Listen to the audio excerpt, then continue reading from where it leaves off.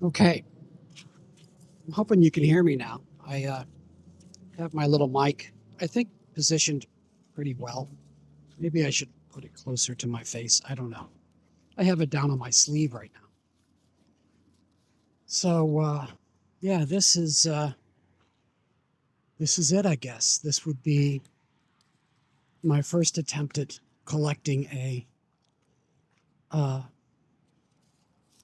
collecting some content in this format that I'm thinking of for a YouTube channel. We'll see if this works. And I imagine having these little kind of graphics appearing here that I'm going to do in a very simple format in post-production, which is the editing that's done after the video is collected. It's called post. The insiders in the know say, we'll just fix it in post. You probably already know all this. I don't need to tell you. So yeah, I want to do a video. I've been working on this for some time, but I need a simple workflow.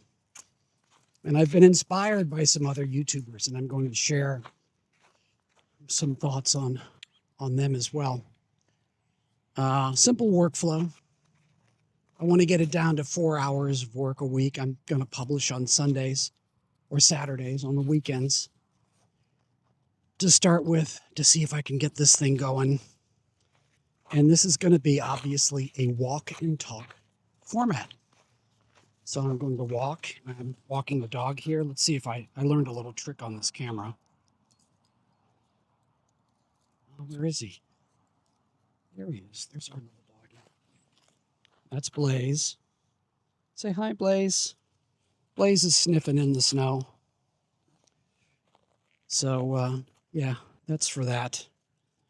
I started this whole journey back in April, and I still haven't published a single video. But I've learned a lot. I built a tabletop video table setup with multiple cameras. Again, see picture. I built a OBS studio setup. I learned OBS Studio. I learned Filmora for nonlinear editing. I learned how to do green screen. And then I never published a video because I got lost in the technology and I got lost in the learning. And I enjoyed it, and I got really close to publishing a video. And I did an unboxing of this camera that I'm using now, so maybe I'll include that unboxing of this camera and the setup that I'm using. Maybe I will add that into the video as a little montage. So we'll see. I don't want to spend too long editing these videos. That's the idea. I just want to do a simple vlogging format. But I did learn some good AV engineering techniques and how to get video sounding good and how to get audio looking good. This is just stock out of the box, what I'm using now. Anyway, so after I do this, I still need to edit it. I'm going to need to do some kind of thumbnail. I've got an idea for a clickbait title for this. Maybe I will get some views. Who knows? Let's go to slide number 2. So the first vlogger, the first video. Oh, there's some people coming. I'll have to stop and say hi. Let them go by here. They might want to pet the dog. Oh, they have a doggy too. Hi, how you doing? Okay.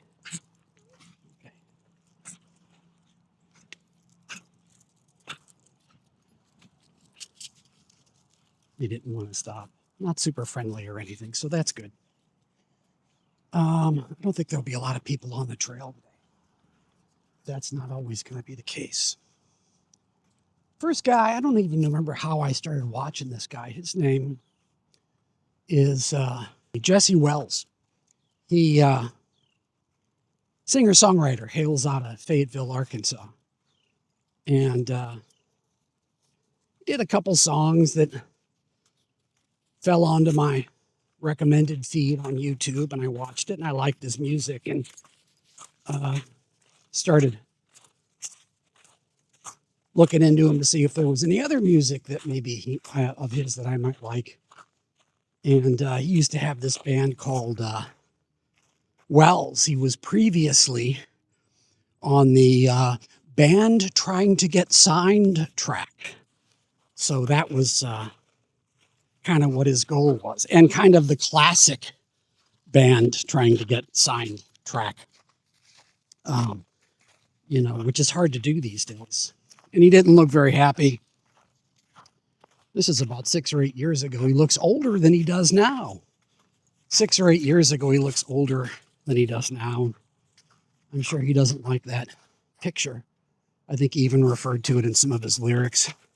Anyway, he gave all that up at some point, I guess. Just kind of filling in his story. I mean, there's biography videos you can watch on the guy, Jesse Wells. Who is Jesse Wells? I don't want to do one of those videos, please. Anyway, he obviously changed something in the last 6 years or so about his life. And now he just goes out to a utility right away and sings some songs, which I think is just great, and just performs them, and very simple. I'd call him a grassroots activist kind of guy, anti-corporatist. I don't like to label people anti-something. He's an anti-corporatist. But if you listen to his lyrics and you listen to some of his songs, you'll get the idea. Anyway, he's got a lot of humor in his songs and a lot of hitting meanings that I've just found to be kind of really interesting. So I think he's worth watching. Good melodies, good structure in his music, good lyrics. If you watch one of the old time guys, their body of their guitar is all, ripped away where the pick guard is, it's got a lot of age to it. And when you look at his guitars, they're newer, and he's just starting to scratch the surface of, starting to make some marks on the body of his guitar. It's kind of like watching someone that someday will be like an old classic singer, American singer-songwriter, but getting to see him when he's young. So, interesting guy. Anyway. And then he publishes with lyrics, and he just, goes out like he's using a phone and maybe a tripod, maybe a selfie stick, kind of like this setup maybe. And writes and composes and rehearses his songs, and then goes out to this utility right away and sings them. It's kind of cool what he's done. He's got one song, Fear is the Mind Killer, which has kind of become one of my favorite songs, Fear is the Mind Killer by Jesse Wells. And he sings about, that's the line from Dune. Fear is the Line Killer from the book. I think the original book is the Bene Gesserit mantra. The Bene Gesserit mantra, fear is the mind killer. And there's a lot of truth to that. Boy, isn't it? Doesn't fear kill us in so many different ways? And I think he is. He's kind of on a spiritual track. I think he's on a good spiritual track now. He sings about old Takanaka in Fear is the Mind Killer. Here's the lyrics. How was I supposed to know I was going to fall in love with old Takanaka? Mowing my lawn on a Sunday, praying for the daisy's forgiveness and the rain to come onto the ocean. What a great lyric right there, right? That's just an example of some of his songwriting. You might like it. And it could be that old Takanaka is, what's the guy's name? Masayoshi Takanaka, who's a guitarist, a Japanese guitarist. It would make sense, wouldn't it? That might be who he's singing about. It's a very different style than he's got. But it is, he does Masayoshi Takanaka is also very closely related to the ocean.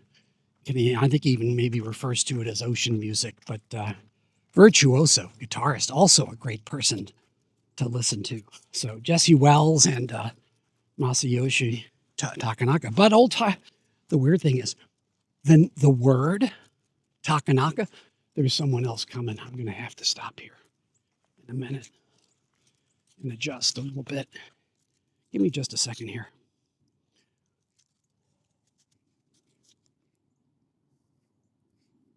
So anyway, Takanaka in Japanese means big field, big field. So old Takanaka would be Japanglish for big old field. And it could be just like, quantum field or nature itself or, a field of spiritual energy. I don't know. It could mean a lot of things to a lot of people. So we don't really know. We don't really know on that. Let's see what else we got. Oh, let's move on. Second blogger that inspired me to do this format is a guy that's got a channel called Sabbatical, and he's a travel vlogger, Sabbatical Tommy. Hey, buddy. I know he wants to say hi. Here we go. Let's go this way, buddy. Come on. And he's does the walk and talk format, kind of like I'm doing, but I'm doing it on a trail right by my house. He goes to a different country in a different city every time. I just really like his attitude, and I like the way that he communicates. Multilingual, self-taught multilingual. He just took enough classes in the language that he's going to, and he got good enough to where he's got a system for learning new languages, and he learns just enough of the language to get by and use it, where he can start using it very effectively, very quickly, and then continues to learn. I think he's, pretty good at Spanish and Mandarin, as he's lived in, I think he lived in, I want to say Argentina, and maybe it was Venezuela. No, I think it was Argentina and China. But he tends to gravitate towards locals, just regular people, which is a lot of fun. And I think he sees himself kind of as a common man's travel vlogger, Sabbatical Tommy. I think that's probably how he would see himself. I don't know. For sure. I guess I'm putting words in his mouth there. Yeah, kind of a regular guy, And I remember it was funny back in the 80s when MTV got really popular, and we all thought, wow, well, you got to be a supermodel to be, a musical artist or to be on television these days, And I remember thinking at the time someone like Jim Croce or Cass Elliot could never make it today because their looks. But, all these vloggers I'm talking about, well, they're better looking than me, but they're not that great looking. And he's just a normal looking guy. So much for that theory that, that common, ordinary, regular people were not going to be able to have their 15 minutes of fame. YouTube's kind of changed that, hasn't it? A little bit. It's a nice thing. It's a nice thing, I think. I like hearing different perspectives from very different types of people.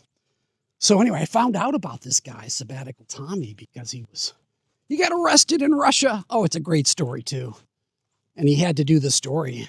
He didn't have video content to back it up. So he did the story using AI slides, like Mid-Journey AI generated pictures of what he was describing, which is kind of fun and ridiculous. The pictures are, not the story. The story's a little ridiculous too, but anyway. He's got a very simple publishing format. He goes out with a camera very similar to the one that I'm using. And I did see a picture. It's kind of like a GoPro strapped to a gimbal, something like that. Very similar to this Osmo camera that I'm using. I've got it set up with a little selfie stick and some notes on my Android phone. And yeah, I'll have to show you a picture of this rig that I've come up with. You know, it's nice. I have an income and a full-time job, and I can spend a little money on stuff like this, which is nice. Not everybody can, but you definitely don't need to buy any new equipment to start a vlog. You can just use your smartphone and your front-facing camera. So it's very easy to do. Not a lot of people, but there's a few people on the trail today. So anyway, like I said, he's got a very simple workflow. He goes out, he collects some video content. Maybe he has some friends go along with him, which is nice. And then he translates the videos and puts some text over. He corrects himself. He obviously goes out and I think maybe does a little history searching before his videos. And then he'll sometimes give a little history during the video, which I'm a history buff, so I like that. And sometimes he'll correct himself in post-production. So, yeah, I think he keeps that very simple and then he publishes it. So he was the second guy that inspired me to do this simplified vlogging format. The last guy is probably the most well-known person. And his name is Peterzeihan. He is not a travel vlogger. He is a geopolitics vlogger who travels to some amazingly beautiful and scenic destinations. He's probably the most inspiring. Now, I'm not going to do that. I just don't have it in me to travel as much. But he also has a love, I think a lifelong love of hiking. So he incorporates his hiking and his travel into his vlogging. And I'm guessing also his speaker schedule, because he's a high-paid speaker for many, many corporate events for international corporations, because he's an expert at geopolitics, which is, I find, just incredibly interesting. And not just the national level stuff, but, you know, he can deep dive into, you know, silicon wafer production and talk about that. A very knowledgeable guy. And he's very interesting to listen to. And he's got a Patreon. I think Sabbatical Tommy maybe does some advertising. Jessewells, the first guy, has no way to donate to him. No Patreon. No buy me a coffee. Doesn't do any advertising or marketing. He could certainly do the former. He could certainly... here, I'm going to show you the frozen creek here really quick. Here, let's switch this around so you can see what this looks like from up here. We're not going to go down there today. I'm not going to break through that ice. But yeah, isn't that fun? It's kind of an interesting thing. Lots of really cool stuff in this creek. And in the summer, I'm hoping that I can actually vlog from down there. I can film from down there, which would be really nice. So anyway, sometimes he just goes to a place, Peterzeihan, a couple more thoughts. Sometimes he just goes to a place and just stands in front of an incredibly scenic, beautiful mountainscape or oceanscape, maybe in New Zealand or, you know, in the Sierra Nevadas or someplace like that. And then sometimes he does a walk and talk on the trail. I guess it just depends on what he's doing. Sometimes he vlogs just from his hotel room where he might be doing a talk someplace. Very pro-American. Peter Zeihan is very pro-American in his beliefs. In other words, and not in a he doesn't wrap himself in the American flag, so he's not pro-American in an elementary way, but pro-American in a very thoughtful way with regards to the position of the United States and the greater North American market and the European market. He's very much a proponent of the future prospects of the United States. Not so much on China and Russia. He doesn't see a very bright future for either of those nations. And he might be a little hyperbolic on that. I don't know. There's a lot of people who criticize him. And I have seen, and I do agree with a lot of his reasoning behind it about the population crisis in China and Asia China